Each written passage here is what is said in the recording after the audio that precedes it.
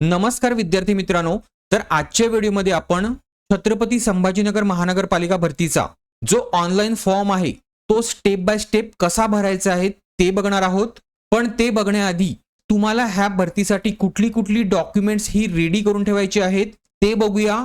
तर सगळ्यात आधी लक्षात घ्या, तुम्हाला फॉर्म भरताना किंवा तुम्हाला जी डॉक्युमेंट्स अपलोड करायचे आहेत फॉर्म मध्ये ती फक्त 4 डॉक्युमेंट्स आहेत। एक म्हणजे तुमचा फोटो, दुसरी म्हणजे तुमची सिग्नेचर, तिसरा म्हणजे तुमचा डाव्या हाताचा ठसा आणि चौथा म्हणजे तुमचं हँड रिटन डिक्लेरेशन। ह्या 4च गोष्टी तुम्हाला ह्या फॉर्म मध्ये अपलोड करायच्या आहेत। पण मी तुम्हाला जी डॉक्युमेंट्स रेडी ठेवायला सांगतोय ती का सांगतोय, कारण ह्या डॉक्युमेंट्स विषयी तुम्हाला इन्फॉर्मेशन ही फॉर्म मध्ये भरायची आहे। आता सगळ्यात पहिलं डॉक्युमेंट्स म्हणजे त्यांनी इथे सांगितलंय अर्जदाराची माहिती बरोबर असल्याचं स्वयं घोषणापत्र, जे मी तुम्हाला सांगितलंय तुम्हाला अपलोड करायचं आहे। दुसरं म्हणजे तुमचे रिझल्ट्स आणि तुमची पासिंग सर्टिफिकेट्स ही रेडी ठेवायची आहेत। त्याच्यानंतर तुमचा वयाचा पुरावा। आता वयाच्या पुराव्यासाठी तुम्हाला तुमचा जन्माचा दाखला चालेल, शाळा सोडल्याचा दाखला म्हणजे लिव्हिंग सर्टिफिकेट सुद्धा चालेल, त्यानंतर तुमचं एसएससीचं जर पासिंग सर्टिफिकेट असेल तर ते सुद्धा चालेल, किंवा वय व अधिवासाबाबत शासनाकडील सक्षम अधिकाऱ्याने दिलेले प्रमाणपत्र म्हणजे तुमचं अधिवास प्रमाणपत्र। ठीक आहे, ह्या 4 पैकी एक कुठलंही डॉक्युमेंट तुमच्या वयाच्या पुराव्यासाठी चालून जाईल। त्यानंतर ईडब्ल्यूएस कॅटेगरीतील विद्यार्थ्यांना त्यांचं जे सर्टिफिकेट आहे ते ठेवायचं आहे ह्या चालू वर्षाचं। पुढे जे राखीव प्रवर्गातून येतात त्या विद्यार्थ्यांना त्यांच्या जातीचं प्रमाणपत्र। पण जे विद्यार्थी अनुसूचित जमाती किंवा एसटी कॅटेगरीमधनं येत असतील त्यांना त्यांच्या जातीचं वैधता प्रमाणपत्र सुद्धा असणं आवश्यक आहे, म्हणजे कास्ट व्हॅलिडिटी। पुढे जे इतर मागासवर्गीय विद्यार्थी आहेत त्यांच्यासाठी नॉन क्रिमिनल प्रमाणपत्र, तर तुम्हाला ह्या चालू वर्षाचं नॉन क्रिमिनल प्रमाणपत्र हे लागणार आहे, जे की तुम्ही फॉर्म भराल त्या दिवशी व्हॅलिड असायला हवं। पुढचं आहे समांतर आरक्षणवाल्या कॅन्डिडेटसाठी। जर तुम्हाला ह्या कॅटेगरीमधनं कुठलंही आरक्षण घ्यायचं असेल, समांतर आरक्षण, तर त्या रिलेटेड सर्टिफिकेट हे तुमच्याकडे असायला हवं। पुढचं आहे विवाहित स्त्रियांच्या नावात जर बदल झाला असेल तर त्याच्याबद्दलचा पुरावा म्हणजे गॅझेट आणि तुमचं मॅरेज सर्टिफिकेट हे तुमच्याकडे असणं गरजेचं आहे।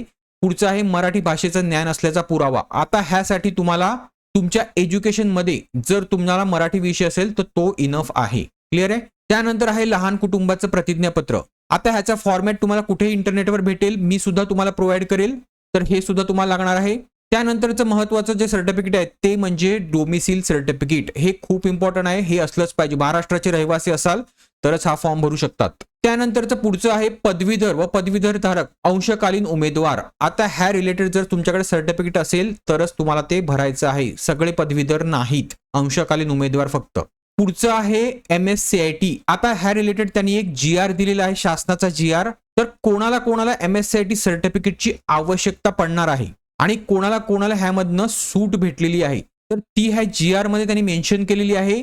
तर हा आहे तो GR 4 फेब्रुवारी 2013चा, ज्यामध्ये त्यांनी असं मेन्शन केलेलं आहे की ह्या कोर्सेसचे नवी दिल्लीचे प्रमाणपत्र धारक, त्याचप्रमाणे 9वी 10वी 11वी आणि 12वीला ज्यांना IT रिलेटेड कुठलाही सब्जेक्ट असेल असे महाराष्ट्र स्टेट बोर्डचे विद्यार्थी, त्यानंतर CBSE 10वी आणि 12वीचे विद्यार्थी ज्यांना IT रिलेटेड कुठलाही सब्जेक्ट असेल ते विद्यार्थी, आणि कॉम्प्युटर आणि IT चे इंजिनियर आणि डिप्लोमा केलेले विद्यार्थी। तसेच 86 अभ्यासक्रमांची त्यांनी इथे लिस्ट दिलेली आहे, तर ती आहे ही लिस्ट जी तुम्ही इथे पॉज करून बघू शकता। आता ह्या 86 अभ्यासक्रमामधला कुठलाही तुम्ही एक कोर्स केला असेल तरी सुद्धा तुम्हाला ह्याच्यामधनं सूट आहे, MSCIT मधनं। पण आता सगळ्यात महत्त्वाचा लक्षात घ्या, तो जो 2013चा GR होता त्याच्यानंतर गव्हर्नमेंटने अजून एक 2018 साली GR आणला, म्हणजेच 2013चा GR जो आहे तो 2018 साली अपडेट केलेला आहे। आणि ह्या अपडेटेड GR मध्ये जर तुम्ही स्टेट बोर्डाकडनं 10वी आणि 12वी केली असेल आणि तुम्हाला IT रिलेटेड कुठलाही सब्जेक्ट असेल तर तुम्हाला MSCIT मधनं सूट आहे। त्याचप्रमाणे तुम्ही कुठलीही इंजिनिअरिंग केली असेल किंवा डिप्लोमा केला असेल, आता हे सिव्हिल जे विद्यार्थी आहेत, सिव्हिलसाठी जे अप्लाय करणार आहेत त्या विद्यार्थ्यांनी लक्षात घ्यायचं आहे तुम्हाला सर्वांना ह्यामधनं सूट आहे MSCIT मधनं। फक्त तुम्हाला डॉक्युमेंट व्हेरिफिकेशनला जाताना हा GR हा घेऊन जायचा आहे, 2018चा जो GR आहे तो तुम्हाला घेऊन जायचा आहे, कारण त्याने ऍडव्हर्टाइजमेंट मध्ये 2013चा जे GR दिलेला आहे। क्लिअर आहे, तरच तुम्हाला MSCIT मधनं सूट ही भेटेल। पुढचं आहे ICSE मार्फत 10वी 12वी अभ्यासक्रमामध्ये जर तुम्हाला IT रिलेटेड सब्जेक्ट असेल तरी सुद्धा तुम्हाला MSCIT मधनं सूट आहे। क्लिअर आहे। तर जे पण विद्यार्थी सिव्हिल पोस्ट साठी अप्लाय करणार असतील ह्यांना MSCIT ची गरज नाही. आता पुढचं आहे प्रकल्पग्रस्त, भूकंपग्रस्त. तर तुम्हाला ह्याचा लाभ घ्यायचा असेल तर ह्याच्या रिलेटेड सर्टिफिकेट असायला हवं. आणि पुढचं महत्वाचं आहे ते म्हणजे तुमचा फोटो, तुमची स्वाक्षरी. आता हे फोटो, स्वाक्षरी तसेच डाव्या हाताचा अंगठ्याचा ठसा आणि तुमचं डिक्लेरेशन हे कुठल्या फॉर्मॅटमध्ये तुम्हाला द्यायचं आहे आणि किती KB पर्यंत तुम्हाला अपलोड करायचं आहे ते बघूया. तर सगळ्यात आधी लक्षात घ्या, सिग्नेचर जी आहे सिग्नेचर ती तुम्हाला व्हाईट पेपरवर ब्लॅक पेनानेच करायची आहे. आणि तिचा जो फॉर्मॅट असेल तो JPG किंवा JPEG हा फॉर्मॅट असेल. आणि त्याची जी डायमेन्शन्स आहेत ती इथे त्यांनी दिलेली आहेत. त्याचप्रमाणे त्याची जी साईज आहे ती आहे 10 ते 20 KB ही सिग्नेचरसाठी आहे. आणि 20 ते 50 KB ही डाव्या हाताच्या ठस्यासाठी आहे. क्लिअर आहे. डाव्या हाताचा जो ठसा आहे तुम्ही तो ब्लॅक मध्ये सुद्धा घेऊ शकतात किंवा तुम्ही ब्ल्यू इंक मध्ये सुद्धा घेऊ शकतात. हे त्यांनी इथे मेन्शन केलेलं आहे. सिग्नेचर जी असेल ती तुमच्या रनिंग हँड मध्ये असेल, तुमची जी चालू सिग्नेचर असेल तीच असेल आणि ब्लॅक पेनाने असेल. डाव्या हाताचा जो ठसा असेल तो सुद्धा तुम्हाला व्हाईट पेपरवर घ्यायचा आहे. आणि त्याच्यासाठी जी इंक असेल ती ब्लॅक सुद्धा चालेल आणि ब्ल्यू सुद्धा चालेल. आणि इमेजची जी साईज आहे साईनसाठी किती 10 ते 20 KB आणि डाव्यासाठी किती तर 20 ते 50 KB. आणि दुसरं महत्वाचं म्हणजे तुमचा जो डाव्या हाताचा ठसा असेल तो एकदम क्लिअरली विजिबल पाहिजे. म्हणजे तुमच्या ज्या रेषा आहेत बोटावरच्या त्या क्लिअरली विजिबल पाहिजे. असं नाही की स्मच म्हणजे ही पूर्णपणे असा पसरलेला असेल. ठीक आहे, म्हणजे त्याच्यावरच्या विजिबल होणार नाहीत. तुमच्या ज्या हातावरच्या लाईन्स आहेत बोटावरच्या त्या विजिबल असणार नाहीत. अदरवाईज तुमचा फॉर्म जो आहे तो रिजेक्ट होऊ शकतो. त्यानंतर महत्वाचं आहे ते म्हणजे डिक्लेरेशन. आता हे जे डिक्लेरेशन आहे ते कुठलं लिहायचं आहे तर बघा त्यांनी इथे एक डिक्लेरेशन दिलेलं आहे जे की ऍडव्हर्टाइजमेंट मध्ये मेन्शन नाहीये. हे declaration how to fill form यामध्येच त्यांनी ते दिलेलं आहे, ऍडव्हर्टाइजमेंट मध्ये नाही. तर हे डिक्लेरेशन तुम्हाला लिहायचं आहे आणि जे की तुम्हाला इंग्लिश लँग्वेज मध्येच लिहायचं आहे. लक्षात घ्या, दुसऱ्या कुठल्याही लँग्वेज मध्ये लिहायचं नाही आणि ब्लॅक पेननेच लिहायचं आहे. एक व्हाईट पेपर घ्या, त्यावर ब्लॅक पेनने हे डिक्लेरेशन लिहा आणि मग स्कॅन करा. स्कॅन कसे कराल तर ॲडॉब स्कॅन नावाचं एक ऍप्लिकेशन येते, त्या ऍप्लिकेशनच्या मदतीने स्कॅन करा. कुठल्या फॉर्मॅटमध्ये कराल तर JPEG फॉर्मॅटमध्ये करा. आणि त्याची जी साईज असेल ती ही साईज असेल 50 ते 100 KB आणि मग ते अपलोड करा. डिक्लेरेशन मी पुन्हा एकदा सांगतोय, तुमच्या स्वतःच्या हँड रायटिंग मध्ये तुम्हाला लिहायचं आहे, ब्लॅक पेनाने लिहायचं आहे, इंग्लिश लँग्वेज मध्येच लिहायचं आहे आणि ह्या साईज मध्येच करायचं आहे आणि अपलोड करायचं आहे. पुढे फॉर्मॅट जो असेल तो JPG किंवा JPEG असेल, PDF नाही. आता अजून एक महत्वाची गोष्ट, ज्यांच्या लेफ्ट हँडला हर्ट झालाय म्हणजे लेफ्ट हँडच्या थंबला काही हर्ट झाला आहे त्या विद्यार्थ्यांनी त्यांच्या राईट हँडचा थंब घेतला तरी चालेल, फक्त तो क्लिअरली विजिबल असावा. अदरवाईज फॉर्म हा रिजेक्ट होऊ शकतो. पुढे त्यांनी सांगितलं सिग्नेचर आणि हँड रिटन डिक्लेरेशन जे आहे ते कॅपिटल लेटर्स मध्ये अलाउड नाही किंवा ऍक्सेप्टेड नाही. तुम्हाला ते स्मॉल लेटर्स मध्येच लिहायचं आहे. क्लिअर आहे. आणि ह्या डिक्लेरेशन मध्ये तुम्हाला इथे तुमचं नाव लिहायचं आहे आणि मध्ये पुढचं जे आहे ते तसंच्या तसं कॉपी करायचंय. आता आपण येऊया फोटोकडे. तर फोटोग्राफ तुम्हाला कलर मध्ये घ्यायचा आहे, जो की लेटेस्ट तुमचा फोटोग्राफ जो असेल तोच तुम्हाला इथे यूज करायचा आहे. त्याची डिजिटल कॉपी तुम्हाला फोटोग्राफरकडनं घ्यायची आहे. विथ फिजिकल कॉपी सुद्धा त्याच्याकडनं 10 ते 12 घेऊन ठेवायचे आहेत, कारण पुढच्या प्रोसेसमध्ये जे फोटोग्राफ्स आहेत हे तुमचे लागणार आहेत सेम फोटोग्राफ. तर त्याची डिजिटल प्रिंट सुद्धा मागा, जी तुमच्या ईमेलवर त्याला सेंड करायला सांगा.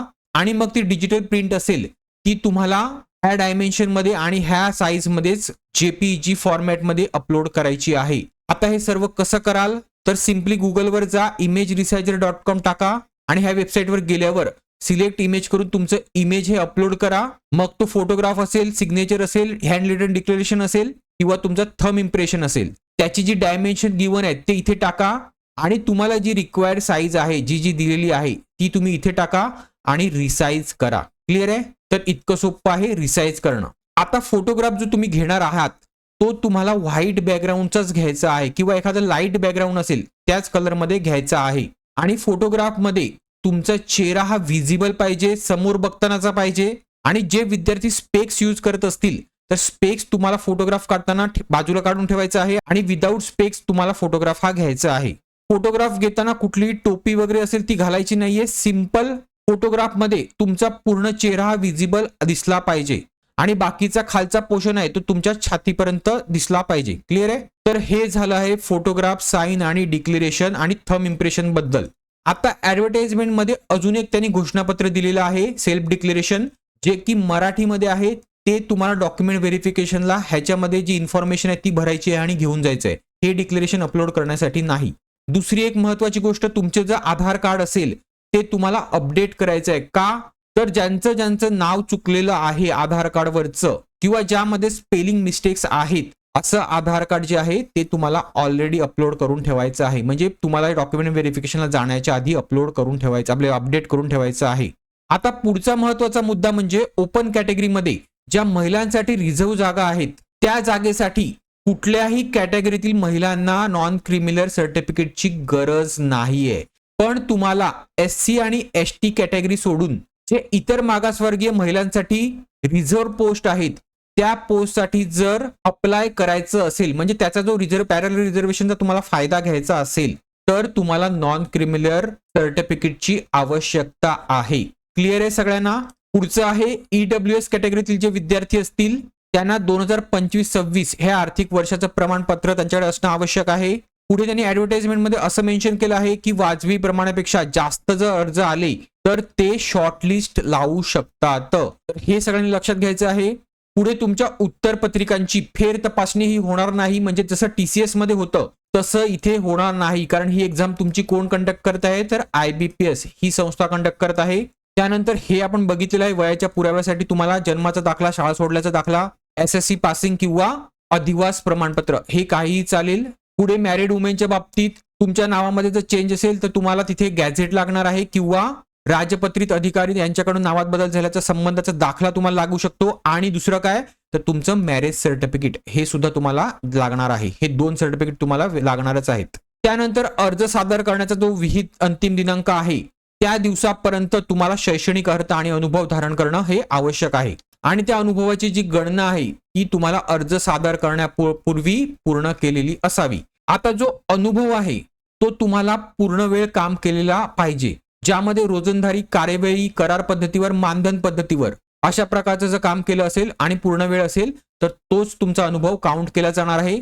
जर तुम्ही पार्ट टाइम काम केलं असेल, पिरियॉडिकल काम केलं असेल, ऍज अ ट्रेनी म्हणून स्टायपेंड घेत असाल, व्हिजिटिंग म्हणून एखादा अनुभव असेल, कॉन्ट्रीब्युटरी अनुभव असेल, विदाऊट पे अनुभव असेल, इनचार्ज किंवा ऍडिशनल चार्ज म्हणून तुम्हाला दिला असेल आणि तो अनुभव असेल तर तो अनुभव तुमचा इथे चालणार नाही. आता ही जी डॉक्युमेंट्स लागणार आहेत ती आपण ऑलरेडी बघितलेली आहेत. पुढे हे ऍडव्हर्टाइजमेंट मध्ये जर तुम्हाला 2 पोस्टसाठी अर्ज करायचे असतील तर तुम्हाला सेपरेट अर्ज करायचा आहे आणि सेपरेट तुम्हाला फीस सुद्धा लागणार आहे. क्लिअर आहे? आता अर्ज भरताना काही टेक्निकल प्रॉब्लेम आला तर तुम्हाला ह्या IBPSच्या हेल्पलाईनला कॉल करून तिथे तुम्हाला कंप्लेंट रेज करायची आहे किंवा तिथे तुम्हाला ते विचारायचं आहे. आता आपण बघूया स्टेप बाय स्टेप फॉर्म तुम्हाला कसा भरायचा आहे. पण त्याआधी जर तुम्हाला ह्या एक्झामसाठी मी प्रिपेअर केलेलं स्टडी मटेरियल हवं असेल, ज्यामध्ये 1 वर्षाच्या मंथ वाईज करंट अफेअरच्या नोट्स ज्या की इंग्लिश आणि मराठी लँग्वेज मध्ये अवेलेबल आहेत आणि ह्या मी तुम्हाला ज्या महिन्यामध्ये एक्झाम होईल त्याच्या लास्ट महिन्यापर्यंत पुरवेल. तर ह्या नोट्स, त्यानंतर मराठी सेक्शनच्या नोट्स, त्यानंतर इंग्लिश सेक्शनच्या नोट्स, पुढे अर्थमॅटिक किंवा मॅथ सेक्शनच्या नोट्स ज्या की हँड रिटन आहेत आणि मराठीमध्ये आहेत, आणि पुढचं म्हणजे रिझनिंग, तर ह्या सुद्धा हँड रिटन आणि मराठीमध्ये अवेलेबल आहेत. तर ह्यांचं जे इंडिव्हिज्युअल प्राइस स्ट्रक्चर आहे ते मी इथे दिलेलं आहे. पण तुम्हाला ह्या सर्व नोट्स जर एकत्रित बाय करायचे असतील तर त्या तुम्हाला फक्त 300 मध्ये भेटतील. बाकी सिव्हिल इंजिनियर पोस्टसाठी अप्लाय करणारे जे विद्यार्थी असतील त्यांच्यासाठी माझ्याकडे काही टॉपिक्सवरच्या MCQ बँक्स आहेत, त्या सुद्धा तुम्हाला मी ह्या नोट्स सोबतच फ्री मध्ये देणार आहे. तर ह्या नोट्स जर तुम्हाला ऑर्डर करायच्या असतील तर तुम्हाला हा QR कोड स्कॅन करून पेमेंट करायचा आहे आणि त्या पेमेंटच्या ट्रान्झॅक्शन आयडीचा जो स्क्रीनशॉट आहे तो मला ह्या नंबरवर तुम्हाला व्हॉट्सअप करायचा आहे. मग मी तुम्हाला माझ्याकडे असलेल्या PDF स्वरूपातल्या नोट्स ज्या आहेत त्या व्हॉट्सअपच्या माध्यमातून फॉरवर्ड करेल. क्लिअर आहे? आता बघूया फॉर्म कसा भरायचा आहे. तर सगळ्यात आधी तुम्हाला रजिस्ट्रेशन करायचं आहे. त्यासाठी तुम्हाला काही बेसिक इन्फॉर्मेशन प्रोव्हाइड करायची आहे. त्यामध्ये तुमचं पहिलं नाव जे की तुमच्या 10th रिझल्टवर आहे तसंच्या तसं तुम्हाला टाकायचं आहे. तेच पुन्हा इथे टाकून तुम्हाला कन्फर्म करायचं आहे. त्याच्यानंतर तुमचं मिडल नेम जे की तुमच्या 10च्या सर्टिफिकेटवर आहे तेच तुम्हाला टाकायचं आहे, जे की मोस्टली असेल तुमच्या वडिलांचं नाव, तर हे तुम्हाला टाकायचं आहे. पुन्हा इथे टाकून कन्फर्म करायचं आहे. नंतर लास्ट नेम म्हणजे तुमचं सरनेम, तर हे इथे टाकून तुम्हाला कन्फर्म करायचं आहे. आता काही काहींच्या रिझल्टवर काय असतं तर पहिलं सरनेम दिलेलं असते, नंतर त्यांचं नाव, नंतर त्यांच्या वडिलांचं नाव. तर खूप विद्यार्थ्यांना डाऊट येतो की पहिलं सरनेम इथे टाकायचं आहे का, तर नाही, तुमचं जे नाव आहे ते इथे येईल, त्याच्यानंतर तुमच्या वडिलांचं नाव, त्याच्यानंतर तुमचं आडनाव. क्लिअर आहे? तर हे असं भरायचं आहे. त्यानंतर तुम्हाला इथे तुमचा मोबाईल नंबर जो की चालू नंबर असेल तो इथे टाकायचा आहे, तो पुन्हा इथे टाकून कन्फर्म करायचा आहे. आणि जर अल्टरनेट मोबाईल नंबर असेल तर तो इथे टाकायचा आहे. त्यानंतर तुमचा ईमेल आयडी जो की तुमचा चालू ईमेल आयडी तुम्हाला द्यायचा आहे, कुठलाही सेकंडरी ईमेल आयडी तुम्हाला द्यायचा नाही. कारण खूप विद्यार्थी असं करतात की नवीन ईमेल आयडी ओपन करतात आणि तो इथे देतात आणि मग काही दिवसानंतर त्याचा पासवर्ड हा विसरून जातात. तर असं कोणी करायचं नाही. जो तुमचा ईमेल आयडी चालू असेल तोच तुम्हाला इथे द्यायचा आहे आणि त्याचा डोमेन नेम तुम्हाला इथे सिलेक्ट करायचा आहे. पुन्हा तो इथे टाकून तो कन्फर्म करायचा आहे आणि हा सिक्युरिटी कोड टाकून तुम्हाला सेव्ह अँड नेक्स्ट करायचं आहे. आता सेव्ह अँड नेक्स्ट करण्याआधी तुम्हाला व्यवस्थित स्पेलिंग्स हे नावाची चेक करायची आहेत. कारण एकदा तुम्ही सेव्ह अँड नेक्स्ट केलात तर तुम्हाला पुन्हा इथे एडिट करता येणार नाही. क्लिअर आहे? आता सेव्ह अँड नेक्स्ट केल्यानंतर तुमचा रजिस्ट्रेशन नंबर जनरेट होईल, नंतर पासवर्ड जनरेट होईल जो की तुम्हाला इथे दिसेल, तर तो तुम्ही कॉपी करून ठेवा. त्याचप्रमाणे हे जे डिटेल्स आहेत हे तुमच्या ईमेलवर सुद्धा जातील. पण मी सांगतो इथे तुम्ही त्याचा स्क्रीनशॉट घ्या किंवा हे रजिस्ट्रेशन नंबर आणि पासवर्ड हे कॉपी करून घ्या. पुढे तुम्हाला मी सांगितलं जो तुमचा फोटोग्राफ आहे तो इथे टाकायचा आहे आणि त्यानंतर तुमचा लाईव्ह फोटोग्राफ जो आहे तो इथे कॅप्चर करायचा आहे. आता जर तुम्ही हा फॉर्म लॅपटॉपच्या मदतीने किंवा कॉम्प्युटरच्या मदतीने भरत असाल आणि तुमच्या वेबकॅम मध्ये काही प्रॉब्लेम जर असेल, तुम्हाला कॅप्चर फोटो करता येत नसेल, तर हा QR कोड स्कॅन करा आणि तुमच्या मोबाईलच्या मदतीने सुद्धा तुम्ही फोटो हा अपलोड करू शकता, लाईव्ह फोटो. आता लाईव्ह फोटो पण तुम्हाला कसा घ्यायचा आहे, तर तुम्हाला तुमचं बॅकग्राऊंड लाईट ठेवायचं आहे आणि प्लेन ठेवायचं आहे. तुम्हाला फोटो असा घ्यायचा आहे की जो तुमचा पासपोर्ट साईजचा फोटो आहे वरचा अपलोड केलेला, त्याचप्रमाणे तो फोटो सुद्धा आला पाहिजे. क्लिअर आहे? आता ह्या दोन गोष्टी अपलोड झाल्यानंतर त्या तुम्हाला इथे दिसतील. नंतर आय कन्फर्म करा. त्याच्यानंतर तुम्हाला सिग्नेचर अपलोड करायचे आहे. सिग्नेचर सुद्धा मी मागे सांगितल्याप्रमाणे स्कॅन करा आणि इथे पुन्हा ती अपलोड करा त्या साईज मध्ये. पुन्हा इथे आय कन्फर्म करा आणि मग नेक्स्ट बटनवर क्लिक करा. आता तुम्हाला सगळ्यात महत्त्वाचे डिटेल्स टाकायचे आहेत. तर सगळ्यात आधी तुम्हाला इथे तुमची कॅटेगरी जी आहे ती सिलेक्ट करायची आहे. जरी तुमच्या कॅटेगरीसाठी कुठल्याही रिझर्व्ह पोस्ट नसतील तरी सुद्धा तुम्हाला तुमची ओरिजिनल कॅटेगरीज इथे सिलेक्ट करायची आहे. त्यानंतर तुम्हाला ज्या कॅटेगरीमध्ये अप्लाय करायचं आहे ती कॅटेगरी इथे सिलेक्ट करायची आहे. उदाहरणार्थ तुम्ही जर ओबीसी मधनं येत असाल तर इथे ओबीसी सिलेक्ट करा आणि ओपन मधनं तुम्हाला अप्लाय करायचं असेल तर मग इथे ओपन सिलेक्ट करा. पुढे पर्सन विथ डिसेबल पर्सनने यस करा, अदरवाईज तुम्ही नसाल तर नो करा. आता तुम्ही इथे जर नो केलात तर तुमच्यासाठी इथे कुठलीही की ऍक्टिव्हेट नसणार आहे. त्याच्यानंतर तुम्हाला इथे भरायचं आहे ते हे तुमच्याकडे कास्ट सर्टिफिकेट आहे का, तर यस असेल तर यस करा, ओपन मधनं असाल तर नो करा. पुढे कास्ट व्हॅलिडिटी आहे का, यस असेल तर करा, नो असेल तर नो करा. त्याच्यानंतर तुमच्याकडे नॉन क्रिमिनल सर्टिफिकेट असेल तर यस करा, अदरवाईज नो करा. पुढे ईडब्ल्यूएस कॅटेगरीतल्या स्टुडंट्सने तुमचं सर्टिफिकेट जर तुमच्याकडे असेल तर यस करा, अदरवाईज नो करा. पुढचं आहे एक्स सर्व्हिसमॅन, तर एक्स सर्व्हिसमॅन जर असाल तर यस करा, अदरवाईज नो करा. आणि जर नो केलात तर तुम्हाला इथे कुठलंही की ऍक्टिव्ह राहणार नाही. आता त्याच्या पुढचं आहे तुम्ही छत्रपती संभाजीनगर महानगरपालिकेचे एम्प्लॉई आहात का, यस असेल तर यस करा, अदरवाईज नो करा. त्या पुढचा क्वेश्चन आहे तो म्हणजे तुम्ही गव्हर्नमेंट एम्प्लॉई आहात का, यस असेल तर यस करा, अदरवाईज नो करा. आता वुमेन्सच्या बाबतीत तुम्हाला रिझर्वेशन घ्यायचं आहे का, तर घ्यायचं असेल तर यस करा, अदरवाईज नो करा. आणि त्याच्या मी जे टर्म्स अँड कंडिशन आहे ते ऑलरेडी सांगितलेले आहेत. आता हे झालं स्पोर्ट्स पर्सनच्या बाबतीत. स्पोर्ट्स पर्सन असाल तर यस करा, अदरवाईज नो करा. आता ह्याच्या रिलेटेड जे डिटेल्स आहेत ते तुम्ही मला कमेंटमध्ये विचारू शकता. ज्यांच्याकडे स्पोर्ट्स रिलेटेड सर्टिफिकेट आहे त्या विद्यार्थ्यांनीच फक्त. पुढे भूकंपग्रस्त आहात का, यस असेल तर यस करा, अदरवाईज नो करा. तुमच्याकडे सर्टिफिकेट जर असेल तर यस करा, अदरवाईज नो करा. त्यानंतर project affected, orphan, freedom fighter, part time candidate ह्यांच्या रिलेटेड जर सर्टिफिकेट असेल तर यस करा, अदरवाईज नो करा. आता सगळ्यात महत्वाचं डोमिसिल ऑफ महाराष्ट्र आहात का, तर इथे तुम्हाला यसच करायचं आहे, तरच तुमचा फॉर्म हा पुढे ऍक्सेप्ट होईल. क्लिअर आहे? त्यानंतर आहे रिलिजियस मायनॉरिटी, धार्मिक अल्पसंख्याक आहेत का, यस असेल तर यस करा, अदरवाईज नो करा. पुढे आत्महत्याग्रस्त शेतकऱ्याच्या पत्नी किंवा पाल्य आहात का, तर यस असेल तर यस करा, अदरवाईज नो करा. रिलेटेड सर्टिफिकेट तुमच्याकडे असणं गरजेचं आहे. पुढचं आहे 3 वर्ष सर्व्हिस होमगार्ड मध्ये केली आहे का, यस असेल तर यस करा, अदरवाईज नो करा. आता इथे तुमचा धर्म सिलेक्ट करा. ह्याच्यानंतर तुमचं आधार व्हेरिफिकेशनसाठी कन्सेंट इथे यस करायचं आहे आणि आधार नंबर टाकायचा आहे. त्यानंतर इथे पॅन कार्ड नंबर टाकायचा आहे. आता इथे तुम्हाला परीक्षा केंद्र प्रिफरन्स द्यायचं आहे. सगळ्यात पहिला प्रिफरन्स जे सगळ्यात जवळचं आहे ते, त्याच्यानंतर त्याच्याहून थोडं जवळचं असेल ते, त्याच्यानंतर त्याच्याहून थोडं जवळचा जो जिल्हा असेल तो. तर अशा प्रकारे तुम्हाला सिलेक्ट करायचं आहे. पुढे पर्सनल डिटेल्स मध्ये तुमचं इथे बर्थ डेट तुम्हाला सिलेक्ट करायचे आहेत. इथे जेंडर सिलेक्ट करायचं आहे. इथे तुम्ही ट्विन ब्रदर आहेत का, तर यस ऑर नो जे पण असेल ते इथे हे करा. पुढे तुमची वैवाहिक स्थिती, मॅरिड आहात अनमॅरिड आहात जे पण आहे ते इथे तुम्ही सिलेक्ट करा. नंतर फादरचं नेम, आता हे कुठलं टाकायचं आहे, तर हे सुद्धा तुमच्या 10th रिझल्टवर जे आहे तेच तुम्हाला इथे टाकायचं आहे. सिंगल फक्त नाव टाका, त्याच्यानंतर आईचं नाव टाका आणि जर जोडीदार असेल तर जोडीदाराचं इथे नाव टाका. पुढे आहे ऍड्रेस फॉर करस्पॉन्डन्स. आता हा जो ऍड्रेस असेल तो व्यवस्थित टाकायचा आहे, जो तुमचा ऍक्च्युअल पत्रव्यवहाराचा पत्ता असेल. क्लिअर आहे. पुढे तुमचा हा इथे जिल्हा सिलेक्ट करा, इथे स्टेट सिलेक्ट करा, इथे पिनकोड टाका. आता जो परमनंट ऍड्रेस आहे तो जर सेम करस्पॉन्डन्स ऍड्रेस सारखा असेल तर तो इथे तुम्ही फक्त क्लिक करा. पण मी सांगेल मोस्टली दोन्ही ऍड्रेस सेमच ठेवा. इथे क्लिक करायचं आहे तुम्हाला, जो तुमचा मेन ऍड्रेस आहे तोच ठेवा. पुढचं आहे choose the address for GST invoicing. आता इथे तुम्हाला शक्यतो परमनंट ऍड्रेस सिलेक्ट करायचा आहे. पुढचं आहे बँक डिटेल्स. तर इथे तुमच्या पासबुकवर तुमचं जे नाव असेल ते इथे पूर्ण टाका, त्याच्यानंतर तुमच्या बँक आणि ब्रँचचं नाव टाका. पुढे इथे अकाउंट नंबर टाका, त्यानंतर तुमचा बँक अकाउंट नंबर पुन्हा इथे कन्फर्म करा. पुढचं तुमच्या अकाउंटचा प्रकार सेव्हिंग आहे, करंट आहे, जे पण आहे ते सिलेक्ट करा. पुढचं आहे IFSC कोड आणि MICR कोड. आता हा कोड जो आहे तो तुमच्या पासबुकवर आहे का बघा. जर तो नसेल तर तुम्हाला गुगलवर तुमच्या ब्रँचचं नाव टाकायचं आहे, तुमचा IFSC कोड आणि तुमचा MICR कोड हा तुम्हाला भेटून जाईल, किंवा तुम्ही बँकशी कॉन्टॅक्ट केला तरी तुम्हाला ते लोक देतील. क्लिअर आहे. आता हे सगळं भरताना तुम्हाला कुठलाही कॉमा वगैरे काही यूज करायचं नाहीये, फक्त स्पेस मध्ये यूज करायचं आहे. पुढे स्पेस देताना जो तुमचा शेवटचा वर्ड असेल त्याच्यानंतर पुन्हा स्पेस देऊ नका, अदरवाईज तुमचा फॉर्म हा व्हॅलिडेट होणार नाही. आता हे सर्व भरल्यानंतर तुम्हाला जी पण फी भरायची तुम्हाला इथे दिसेल आणि मग तुम्हाला व्हॅलिडेट युअर डिटेल्सवर क्लिक करायचं आहे. आता इथे तुम्हाला समजेल की तुम्ही कुठे मिस्टेक केली आहे का.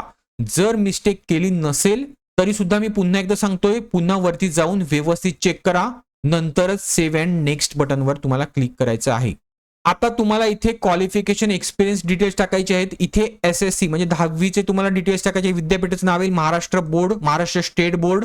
त्यानंतर डेट ऑफ पासिंग, तुमचं पासिंग सर्टिफिकेट जे असेल त्यावर एक डेट असेल तर ती इथे तुम्हाला टाकायचं आहे. पुढे तुमचं पर्सेंटेज ऑफ मार्क्स हे 2 डिजिट पर्यंत टाकायचं आहे. उदाहरणार्थ तुम्हाला 61 पॉईंट समथिंग असतील, म्हणजे 17 जर असतील तर असे टाका. त्यानंतर तुम्हाला तुमची ग्रेड सिलेक्ट करायची आहे. आता ज्या विद्यार्थ्यांना CGPA किंवा ग्रेडिंग सिस्टीम आहे त्या विद्यार्थ्यांनी ग्रेडिंग प्रमाणे तुम्हाला पर्सेंटेज इथे टाकायचे आहेत. CGPA वाल्यांनी तुमच्या रिझल्टवर जे पण CGPA टू पर्सेंटेज कन्व्हर्जनचा फॉर्म्युला दिला आहे त्यानुसार तुम्हाला पर्सेंटेज हे काढायचे आहेत. जर नसेल दिला तर युनिव्हर्सिटीच्या वेबसाईटवर जा, तिथनं तो काढा फॉर्म्युला आणि CGPA टू पर्सेंटेज कन्व्हर्जन काढा आणि जे पण पर्सेंटेज येतील ते तुम्हाला इथे टाकायचे आहेत. क्लिअर आहे. आता HSC बोर्डासाठी सुद्धा सेम महाराष्ट्र स्टेट बोर्ड. पुन्हा तुमची जी स्ट्रीम असेल ती इथे सिलेक्ट करा. पुन्हा डेट, पासिंग वरची जी पण डेट असेल ती टाका, पर्सेंटेज टाका, पुन्हा ग्रेड सिलेक्ट करा. डिप्लोमा ग्रॅज्युएशन काय केलं असेल तर तुम्हाला इथे तुमच्या युनिव्हर्सिटीचं नाव सिलेक्ट करायचं आहे. तुमची सब्जेक्ट स्ट्रीम तुम्हाला इथे सिलेक्ट करायचं आहे. तुमच्या पासिंग वरचं जी डेट असेल ती तुम्हाला इथे टाकायची आहे आणि मग पर्सेंटेज सेम मी तुम्हाला सांगितल्याप्रमाणे ते तुम्हाला काढायचे आहेत जर CGPA किंवा ग्रेडिंग सिस्टीम असेल तर. आणि मग तुमची ग्रेड सिलेक्ट करा. पुढे काही तुमच्याकडे एक्स्ट्रा सर्टिफिकेशन असेल तर ते सुद्धा तुम्ही लावू शकता, त्याचं पण सेम तुम्हाला इथे फिल करायचं आहे. आता तुमच्याकडे जर हायर अकॅडमिक क्वालिफिकेशन असेल तर तुम्ही यस करा, अदरवाईज नो करा. पुढे मराठी लँग्वेजच्या बाबतीत तुम्हाला इथे यस करायचं आहे. त्यानंतर तुम्हाला इथे अनुभव तुमचे डिटेल्स टाकायचे आहेत. प्रेझेंटली वर्किंग यस, जर अनुभवाची आवश्यकता नसेल तर मग नो इथे टाका. पुढे तुमच्या कंपनीचं किंवा तुम्ही जिथे काम करता त्या इन्स्टिट्यूटचं नाव लिहा, तुमचं डेजिग्नेशन किंवा तुमचं पद लिहा, कधीपासून तिथे काम करत आहेत ती डेट इथे टाका. त्यानंतर जर तुम्ही करंटली वर्किंग असाल तर तुम्ही ऍडव्हर्टाइजमेंट आल्याची डेट आहे ती तुम्हाला इथे टाकायची आहे. जर नसाल तर तुमची जी सर्टिफिकेटवर जी पण डेट मेन्शन आहे ती तुम्हाला इथे टाकायची आहे. पुढे नेचर ऑफ ड्युटीज, कामाचं स्वरूप जे काय आहे ते इथे टाका. त्याच्यानंतर जर तुमची सेवा समाप्ती झाली असेल तर त्याचं कारण इथे लिहा. मग तुमचा टोटल एक्सपिरियन्स जो आहे तो तुम्हाला इथे दिसून जाईल. ठीक आहे. पुढे जर तुम्हाला एक्स्ट्रा ऍड करायचं असेल तर ऍड मोर करा आणि पुन्हा सेम. मग हा जो टोटल एक्सपिरियन्स असेल तो तुम्हाला इथे दिसून जाईल. आता लँग्वेजच्या बाबतीत मराठी लँग्वेज तुम्हाला येणं आवश्यक आहे. त्यामध्ये यस यस करा, स्पीक, राईट अँड रीड. पुढे इंग्लिश आणि हिंदी जर येत असेल तरच. क्लिअर आहे. पुढे व्हॅलिडेट डिटेल्स करा, कुठे काही चुकी झाली आहे ते तुम्हाला इथे समजेल. जर नसेल तर सेव्ह अँड नेक्स्ट करा. आता तुमचा फॉर्म हा जनरेट झालेला आहे, त्याचा प्रिव्ह्यू हा जनरेट झालेला आहे. तो एकदा व्यवस्थित बघायचा आहे. तुमचा फोटो व्यवस्थित दिसत आहे का, बाकी जी डिटेल्स टाकलेली आहेत त्याचं स्पेलिंग्स वगैरे सगळं व्यवस्थित चेक करायचं आहे आणि ते जर व्यवस्थित असेल तर तिथे आय ॲग्रीवर क्लिक करायचं आहे. पुढे तुम्ही ह्याच्यानंतर तुम्हाला कंप्लीट रजिस्ट्रेशनवर क्लिक करायचं आहे आणि हे कंप्लीट रजिस्ट्रेशन एकदा केलात तर ह्यानंतर तुम्हाला कुठलाही एडिटचा चान्स नाही. क्लिअर आहे? तर व्यवस्थित डिटेल चेक करा आणि नंतरच कंप्लीट रजिस्ट्रेशनवर क्लिक करा. पुढे ह्यावर क्लिक केल्यानंतर तुम्हाला एक मेसेज येईल, तर इथे ओके करा. त्यानंतर पुन्हा तुम्हाला ओके करायचं आहे आणि नंतर तुम्हाला इथे तुमचे डॉक्युमेंट्स जे आहेत ते अपलोड करायचे आहेत. कुठले कुठले? लेफ्ट हँड इम्प्रेशन म्हणजे डाव्या हाताचा ठसा, त्यानंतर हँड रिटन डिक्लेरेशन जे पण आपण लिहिणार आहोत ते. पुढे हे अपलोड झाल्यानंतर तुम्ही इथे प्रिव्ह्यू करून बघायचं आहे व्यवस्थित दिसतोय का नाही, व्यवस्थित अपलोड झालाय का नाही. त्यानंतर हा सिक्युरिटी कोड टाका आणि सेव्ह अँड सबमिट करा. ठीक आहे. ह्याच्यानंतर तुम्हाला ह्याचा मेसेज पॉप होईल की तुम्ही हे सबमिट केल्यानंतर, ओके सबमिट केल्यानंतर तुम्हाला कुठलाही एडिट वगैरे करता येणार नाही. ठीक आहे. ओके करा. आता शेवटला तुम्हाला पेमेंट करायचं आहे, तर ह्यासाठी तुम्हाला हा सिक्युरिटी कोड इथे टाकायचा आहे, नंतर सबमिट करायचं आहे. पण त्याआधी पुन्हा एकदा ऍप्लिकेशनची प्रिंट बघायची आहे तुम्हाला की तुमचं ऍप्लिकेशन हे व्यवस्थित आलं आहे का नाही. त्यामध्ये ऍप्लिकेशनच्या शेवटी तुम्ही जे लेफ्ट हँड थंब इम्प्रेशन टाकलाय ते व्यवस्थित अपलोड झालं आहे का नाही ते बघा. तुमचं जे हँड रिटन डिक्लेरेशन आहे हे नाही. ठीक आहे. जे मी आधी इंग्लिशमधनं सांगितलं ते व्यवस्थित अपलोड झालंय का ते बघा. मगच तुम्हाला पेमेंट हे करायचं आहे. आता पुन्हा कोड टाकल्यानंतर सबमिट केल्यानंतर तुमची पेमेंटची विंडो ही ओपन होईल. आता तुम्हाला हे ऑप्शन आहे पेमेंट करण्यासाठी, पण मी सांगेल क्यूआरच्या मदतीनेच पेमेंट करण्याचा प्रयत्न करा किंवा युपीआयच्या मदतीने. तर क्यूआर वर क्लिक करा, पुन्हा मेक पेमेंटवर क्लिक करा, नंतर प्रोसीड विथ पेमेंट करा आणि मग जर तुम्हाला युपीआय आयडी माहिती असेल तर युपीआय आयडी टाका. अदरवाईज इथे क्लिक करून कुठल्याही युपीआय ऍपच्या मदतीने गुगल पे, फोन पे तुम्ही हा क्यूआर कोड स्कॅन करून पेमेंट हे करू शकता. आता सगळ्यात महत्वाचं, पेमेंट झाल्यानंतर तुम्हाला ऍप्लिकेशन आणि पेमेंटची रिसिप्टची प्रिंट ही घेऊन ठेवायची आहे. कारण एकदा फॉर्म हा क्लोज झाला तर तुम्हाला हे घेता येणार नाही आणि हे तुम्हाला तिकडे डॉक्युमेंट व्हेरिफिकेशनला जाण्याआधी घेऊन जायचं असते. तर हे तुम्हाला व्यवस्थित ह्याची प्रिंट घ्यायची आहे, ऍप्लिकेशनची सुद्धा आणि तुमच्या पेमेंट रिसिप्टची सुद्धा. ऍप्लिकेशनची प्रिंट घेताना तुम्हाला सगळ्यात आधी चेक करायचं आहे ऍप्लिकेशन फी म्हणून जिथे आहे तिथे तुम्हाला पेमेंट स्टेटस बघायचं आहे, अनपेड आहे का पेड आहे. जर पेड असेल तरच तुम्हाला ती प्रिंट घ्यायची आहे. पुन्हा एकदा मी क्लिअर करतो, पेमेंट करताना कोणीही बॅकस्पेस दाबायचा नाही. पेमेंट जोपर्यंत कंप्लीट होत नाही तोपर्यंत बॅकस्पेस दाबू नका. पेमेंट झाल्यानंतरच तुम्हाला ते तुमच्या मेन पेजवर रिडायरेक्ट करेल. क्लिअर आहे? आता एक लहानशी रिक्वेस्ट करतोय, जर तुम्हाला व्हिडिओ आवडला असेल तर प्लीज लाईक करायला विसरू नका.